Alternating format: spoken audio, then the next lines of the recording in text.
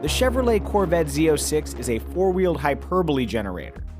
It sticks harder than Dave Grohl on Crunk, it's got more horses than an IKEA lunch buffet, it moves quicker than Justin Bieber's neighbors. The thing is, if you focus solely on performance, you actually overlook what makes the Z06 so darn exceptional. It's strange, but supercar performance isn't all that rare these days, if you have the cash. Like the Nissan GTR when it first hit our shores, the Z06 brings elite performance to the masses, at least the part of the masses that can afford $79,995. For that comparatively modest sum, you get a C7 Corvette, an already stout performer, enhanced throughout for superior road holding, improved braking, enhanced downforce, and nutso acceleration. The supercharged 6.2-liter V8 powering the Z06 is not only a 650 horsepower dynamo, it's also the most powerful production motor GM has ever produced. To help remind you of that fact, there's a little badge down here that says 650 horsepower and 650 pound-feet of torque, which will really come in handy when your buddy wants you to take him for a spin around the block, and he's like, hey, is this thing quick? You can just look down there and say, you tell me.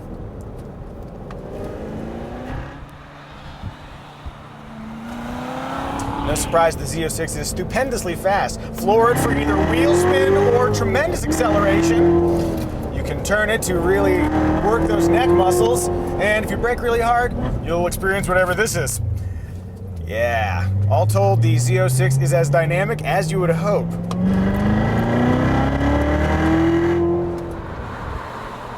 Making that possible is standard magnetic ride control, which can be adjusted with this rotary knob right down here. Turning it quickly adjusts suspension firmness, throttle, sensitivity, steering efforts, and stability control settings to best match where and how you're driving. The presence of eco mode might seem a little out of step with the pure performance intentions of the Z06, but actually it has the lightest steering and the smoothest suspension, making it an ideal choice for mellow cruising. Which kind of sounds like a Michael McDonald song.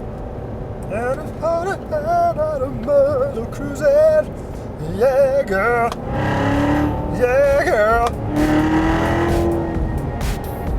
Ooh, oh, yeah.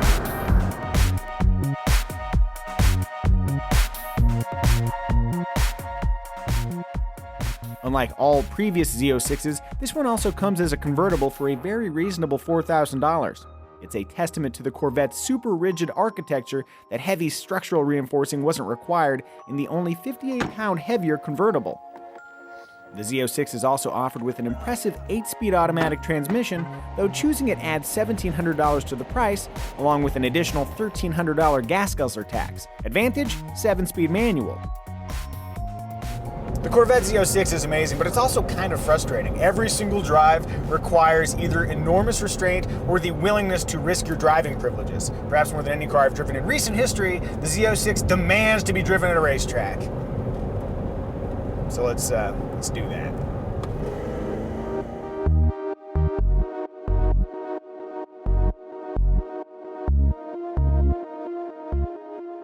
Before blasting out of the pits here, I should probably point out that I am not a professional race car driver. Rather, I am an amateur racer / frequent track day participant, which is actually not that different from most Corvette people, except I'm only in my 30s.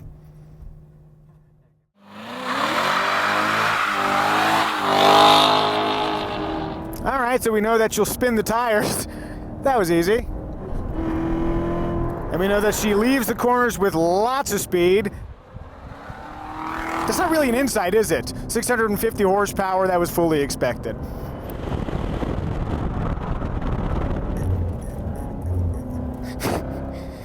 So what happened there is that stability control intervened, then stopped, then intervened, then stopped. So you created kind of a tank slapper effect rather than kind of smoothly reining it in. Let's make some adjustments.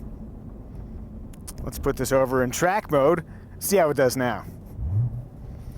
Really good opportunity to point out that the rev match feature, which is activated via these little paddle shifters right here, is truly excellent. You can do cool stuff like I'm cruising along in third right now, downshift into second. Pretty seamless. That's great. That takes the heel-toe downshifts component out of the track day challenges. You get to focus just on braking and acceleration and your line.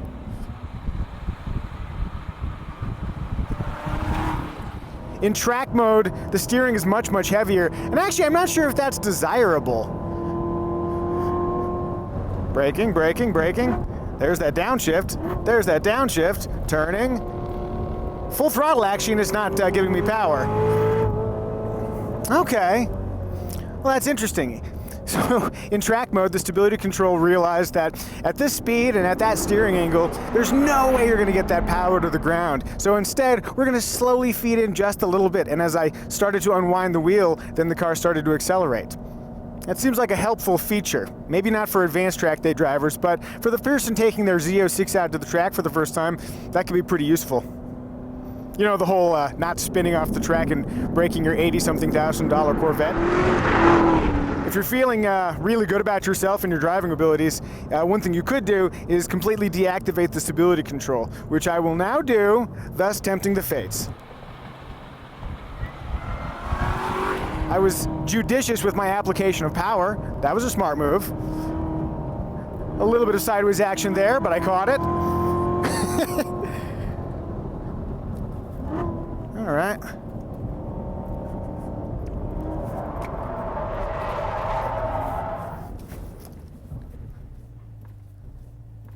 You remember what I just said moments ago about the whole stability control thing? Keep that in mind. And now I'm going to point the correct direction on the racetrack.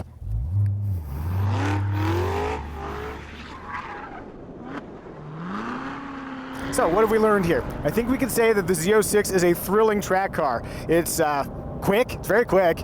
It sounds good while you're lapping it. It looks good while you're doing it too. The big question is it fun?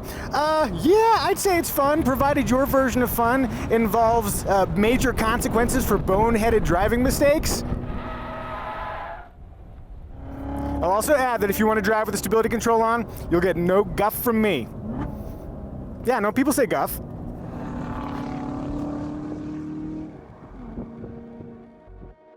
Despite all the awesomeness, there were a few complicating factors during our time with the Z06. One, we burned down the left rear tire, somehow, slightly reducing our time on track. Two, there was something amiss with the rear suspension, causing odd lateral wriggling when traversing undulating pavement. Willow Springs' super quick turn 8, for example. Maybe a magnetic damper was wonky, or maybe the previous journalist knocked something around. You know how journalists drive. Either way, the uneasy handling sapped our on-track confidence.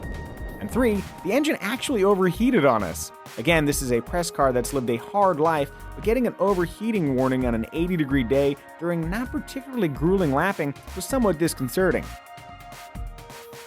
Vexing issues aside, the Z06 is undeniably capable. Based on performance alone, the Chevrolet Corvette Z06 is an impressive feat. But if you look beyond that, if you consider its incredible value and the fact that it's totally livable in day-to-day driving, the Z06 becomes less of a supercar for the privileged elite and more of a victory for the common man and woman.